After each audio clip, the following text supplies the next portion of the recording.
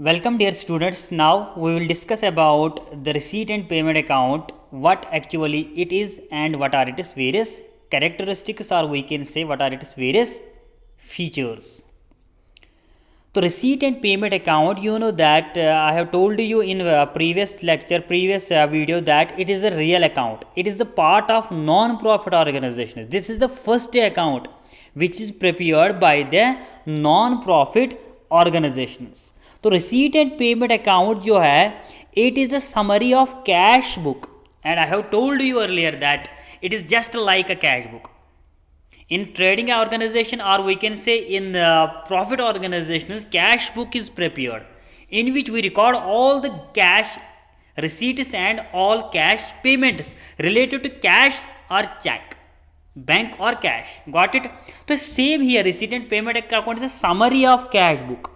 तो ये किसकी समरी है? कैश बुक की summary. All receipts are recorded in the receipt side. तो सारे रिसीट जो है वो हम रिसीट साइड में रिकॉर्ड करते हैं, जो हमारा डेबिट साइड होता है. Got it? समझ आ रहा है? तो all the cash receipts are recorded in the receipt side, that is the debit side of our receipt and payment account, and all the cash payments which you pay towards some items are to be recorded on the payment side, that is credit side of the receipt and payment account. Got it? समझ आ रहा है? तो ये जो prepare हम करते हैं, ये किस बेस पे हम करते हैं? ये कैश और बैंक ट्रांजेक्शन के बेस पे हम रिकॉर्ड करते हैं. This type of account is prepared on the basis of cash and bank transactions. So once you pay the cash in the form of check, then bank is involved. कुछ कभी कभार आप क्या करते हो, आप कैश में ही देते हो, तो कैश इज इन्वॉल्वड. तो कैश ट्रांजैक्शन हो या बैंक ट्रांजैक्शन हो, ये दोनों ट्रांजैक्शन हम रिकॉर्ड करते हैं किस में? रिसीट एंड पेमेंट अकाउंट में. और अगर हमारी कोई वहाँ पे ऐसी ट्रांजैक्शन होगी जिसमें ना कैश इन्वॉल्व होगा ना बैंक इन्वॉल्व होगा, तो वो ट्रांजैक्शन क्रेडिट की ट्रांजैक्शन होती है और वो हम यहाँ पे रिकॉर्ड नहीं कर सकते. Got it? समझ आ रहा है? और ये याद रखना, जब भी हम receipt and payment account start करते हैं, तो मैंने पहले लेक्चर में बोला है, पहले वीडियो में बोला, ये हम बैलेंस बीडी से स्टार्ट करते हैं, यानी ओपनिंग बैलेंस. हर एक ऑर्गेनाइजेशन की ओपनिंग बैलेंस होती है, उससे हम रिसीट एंड पेमेंट अकाउंट. और एंड कहाँ से कब होती है? एट इन बैलेंस सीडी, यानी कैरी डाउन. तो यहाँ पर भी लिखा होगा बैलेंसिंग फिगर जो होगी वो होगी एंड.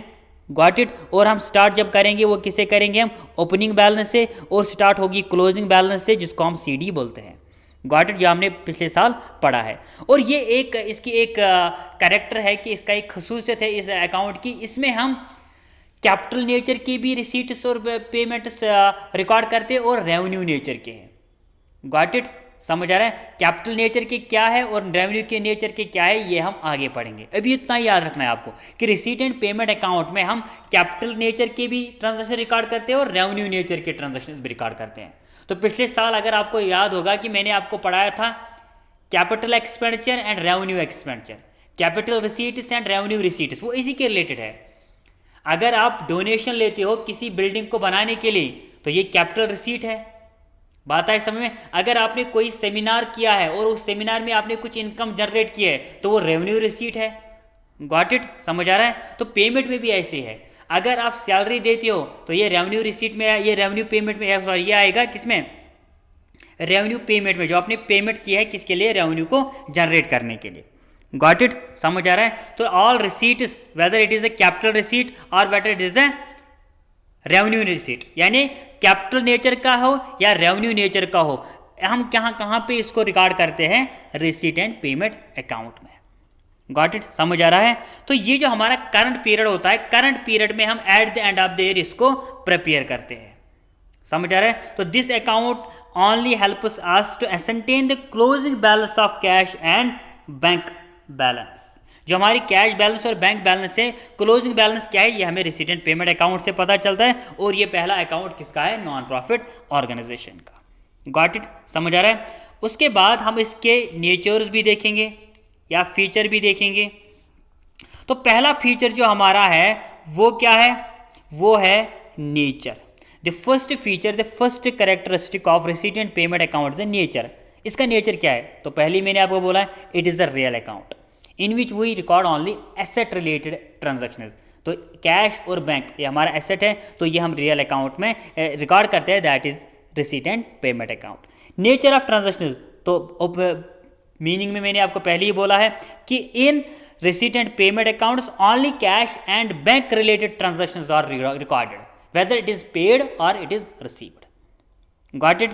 थर्ड क्या है, no distinction between capital and revenue items. तो यहाँ पे कैपिटल और रेवेन्यू आइटम में कोई डिस्टिंग नहीं है, कोई डिस्टिंग्विश नहीं है, कोई फर्क नहीं है, कोई डिफरेंस नहीं है। तो पहले ही बोला मैंने मीनिंग में आपको कि यहाँ पे जो रिसीट होता है, चाहे वो रेवेन्यू रिसीट होगा चाहे वो कैपिटल रिसीट होगा, यानी रेवेन्यू नेचर के होंगे या कैपिटल नेचर के होंगे, दोनों हम रिसीट एंड पेमेंट अकाउंट में रिकॉर्ड करें। जब आप आगे सेकंड देखोगे इनकम एंड एक्सपेंडिचर अकाउंट में, वहाँ पे ये अप्लाई नहीं होगा। ये सिर्फ अप्लाई होता है रिसीट एंड पेमेंट अकाउंट में, जहाँ पे हम कैपिटल नेचर के भी और रेवेन्यू नेचर के भी रिकॉर्ड करते हैं। और ये it starts with opening and close, start with opening and ends with closing balance. ये भी मैंने आपको बोला था, it begins with the opening balance of the cash and bank and ends with the closing balance of cash and bank. Got it. ये जो closing balance होती है ये हमारी बैलेंसिंग फिगर होती है, जो हमें निकालनी होती है कि eight the end of the year हमारे पास कितना कैश बचा हुआ है बैंक में और कैश अकाउंट में। पर्पज क्या होता है, how we prepare the, why we prepare receipt and payment account, it because it reveals the cash position of organisation. Cash position कैसे रिलीव कैसे होती है, कैसे पता चलेगी, because of receipt and payment account. तो the purpose of receipt and payment account is to reveal the cash position of organisation. It helps to ascertain the total amount of paid and received during the accounting period. यानी एक साल के अंदर इस NPO ने कितना cash दिया है, कितना कैश लिया है, ये कहाँ से पता चलेगा, ये रिसीट एंड पेमेंट अकाउंट से हमें पता चलेगा। तो this is the concept and feature of receipt and payment account.